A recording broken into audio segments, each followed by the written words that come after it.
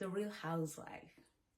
My name is Angela and I am a housewife. I'm also a daughter, friend, auntie, cousin, sister-in-law, and much more.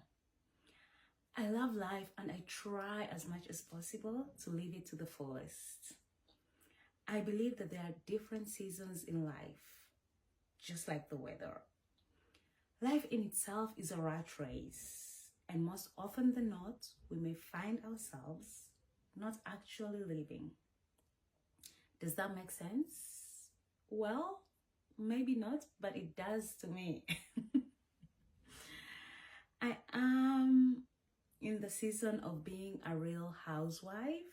I want to share part of this journey, and so welcome to the Real Housewife series.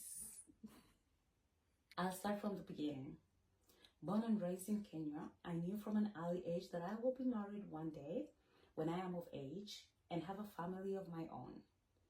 Witnessing and participating in weddings, living with my parents, interacting with family, I observed the role my mom and aunties played in the family, taking care of us and the home. My mom would wake up very early in the morning, and so would we, because she would wake us up. It's funny now, but it wasn't then. Oh, and she would go to bed early. Yep, you guessed right, and so would we. So as I grew older, I knew that I wanted to get married, have children, and take care of my family as only a wife would. In Kenya, a woman of a certain age is expected to be married with kids of her own. As a young girl, it was almost taboo to bring your boyfriend home to your parents. The irony is that when your family and society, by extension, deems it fit for you to be married, you're encouraged to bring home your potential future husband. I cannot recall having boyfriends growing up. Nope. But just like any teenager, I had a crush or two. Yes, infatuation is real. Character development is also a thing. Oh yes, it can take you to a dark place that has you questioning a lot of things. I'm saying all this to say that I am a strong Black woman. Yes, mama, I made it. Fast forward to Dubai, where I met my husband. I traveled miles and crossed the Atlantic Ocean to marry my dear husband and take care of my family and my home as a wife. As I speak to you now, I am a housewife, the real housewife. What does it take to be a housewife, a real housewife?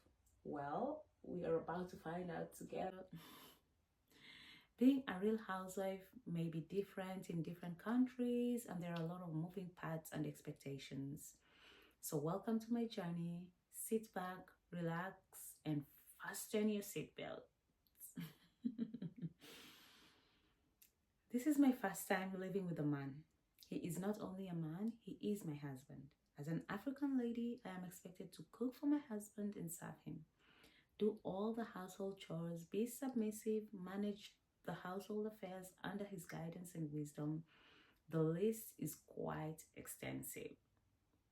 In today's world, 2 household incomes are required to maintain the home, unless one income is more than enough to cater for all your needs and wants. Women are also trained and taught to be independent, and this entails working to earn.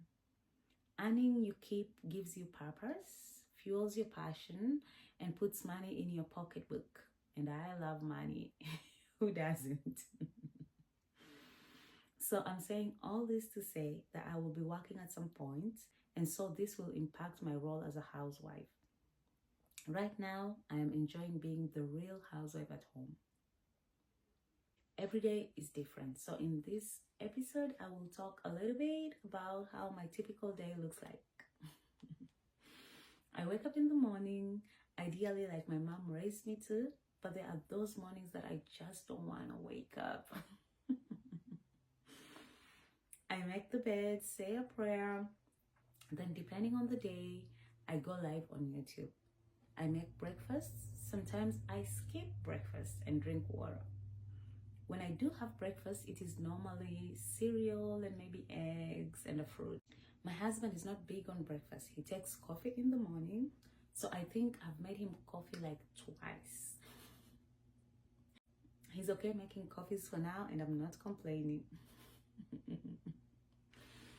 Sunday is our special breakfast day.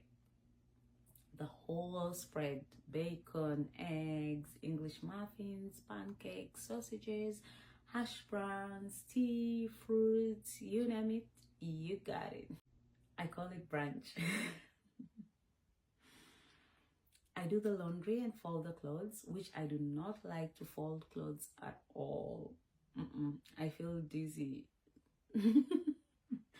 My husband is kind enough to help when I have the dizzy spells.